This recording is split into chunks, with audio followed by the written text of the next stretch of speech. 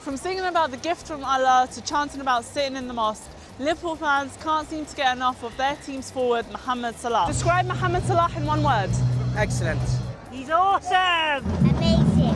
Egyptian king. Handsome. We love it.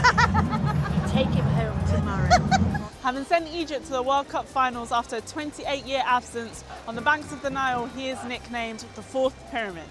And having scored 43 goals in 51 games, putting himself on par with the world's best, in Merseyside's Liverpool, Salah is known as the Egyptian king. The footballer's talents are universally admired, especially at a time when Islamophobia and anti-immigrant sentiment have been on the rise in Britain. After all, it was only in 2015 that Muslim Liverpool fans were labelled a disgrace for praying at half-time in Anfield Stadium. Fast forward 2 years later and enter Salah, an unashamedly proud Muslim from the Middle East. Salah can be seen cupping his hands in pre-kick-off prayer and prostrating in post-goal celebration, and all to the backdrop of thousands of fans singing about being Muslim too. To him, faith and football go hand in hand. So, is Mohamed Salah changing the way Muslims are seen here in Liverpool and beyond?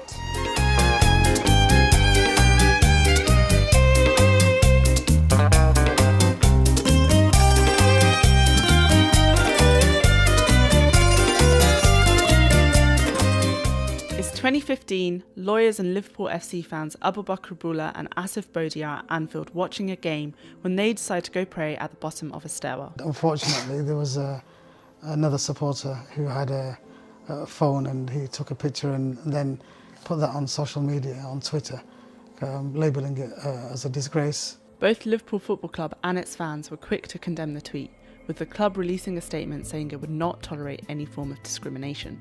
And the coming years would tell a different story. But now we're seeing Liverpool fans mimicking prayer.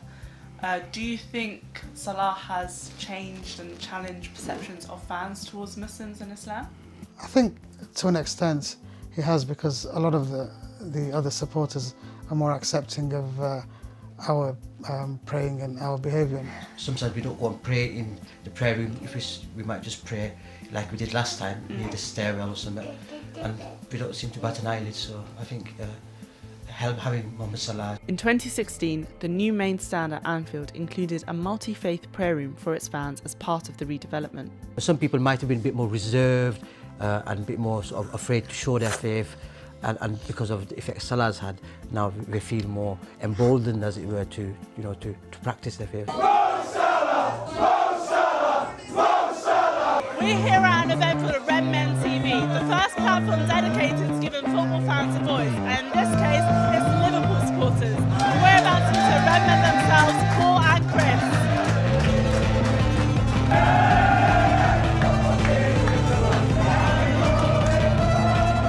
What is it specifically about Mohamed Salah's identity that Liverpool fans seem to love so much? It's his goals, first and foremost. It's his, absolutely.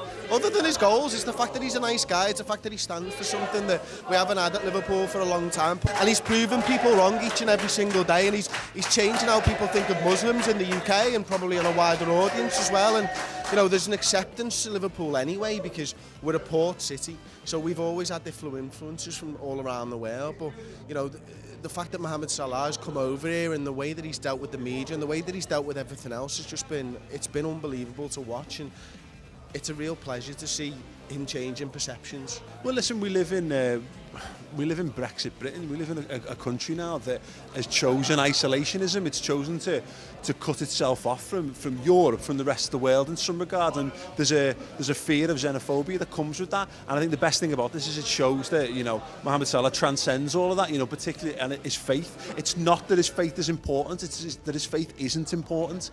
And and people can we live in a world where there's mainstream media, there's mainstream newspapers that promote anti-Muslim sentiments, and then you come over to this and Liverpool fans and the city of Liverpool gets tarred by those same institutions. They don't like us, and you know what, we don't care, because we are an open city, we're a multicultural city, we're a caring city, and we bring people in and we love them regardless of race, creed or religion. And also it helps when the fact that Mohamed Salah is incredible at football as well.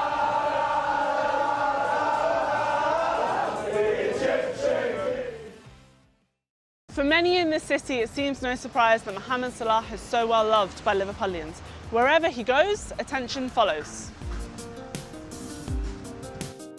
And Albert, the owner of this fish and chip shop, discovered just that when he found himself in the centre of attention after Mohamed Salah was filmed inside for an advert. When he come in, he was just a normal guy. Yeah. You know, even though, like I say, he's got like football status and he's the best footballer this season, for my opinion, in Europe. He's been doing brilliant. People just look at him as a footballer, perfect footballer, and then he's just a humble guy. It's just nice. They don't look at him where he's from or wherever. It's just, he fits in. The hype for Mohamed Salah is perhaps best showcased by the shop behind me. And the owner, Stephen, who can't keep up with the demand for Salah merchandise, has seen firsthand how big the love for the footballer is.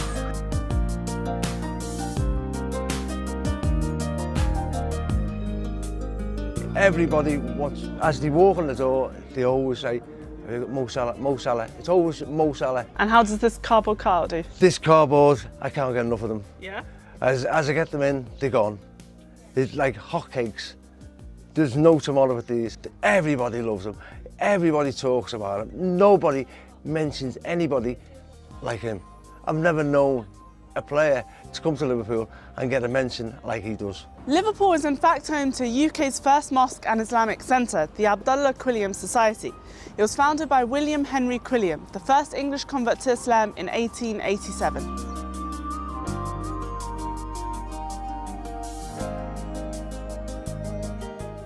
Do you think that Mohamed Salah has changed or challenged any of the perceptions towards Muslims? Normally all you'll hear through the media is the bad things about Islam.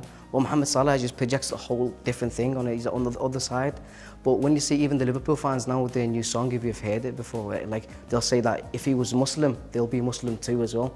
Mo Salah is a positive role model for the Muslims and non-Muslims. I just hope more of the Muslim players do become a positive role model like Mo Salah. We need them in this day and age to be able to break the barriers about people have negative perceptions about Islam and the Muslim community here in the United Kingdom and elsewhere in the world. I've got a business myself. Yeah. All they do is day and night they talk about Mo Salah. Yeah. They just come in, Mo Salah's great. You know, we love you Muslims. I'm thinking, what's happening to the world? If you're wondering where the heart of Liverpool Football Club is, think no further than the legendary Anfield Stadium.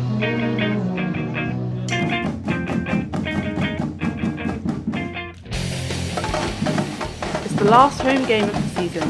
Mohamed Salah needs to score one more goal to break the record in the English Premier League and cement his place as a Liverpool legend. And it only takes 26 minutes.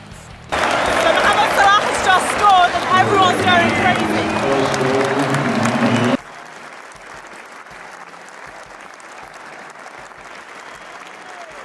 This final home game not only shows how Liverpudlians have embraced Salah, but also that for the Egyptian king, Liverpool is now home.